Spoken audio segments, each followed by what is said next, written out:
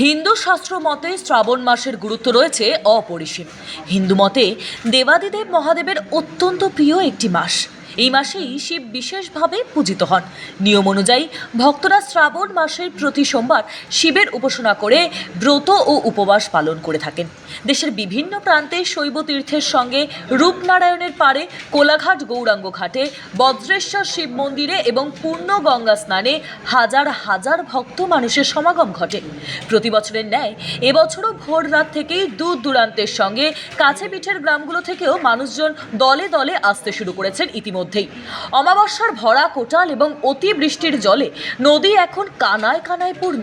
আর সেই সব উপেক্ষা করেই ভক্তের দল কোমর সমান জলে নেমে শিবলিঙ্গের মাথায় জল ঢালা থেকে শুরু করে পূজার্চনায় মেতে ওঠেন। পুরাণ অনুসারে শ্রাবণ মাসেই সমুদ্র মন্থনের ঘটনা ঘটেছিল, যেখান থেকে হলাহল বা বিষ উত্থিত হয়েছিল।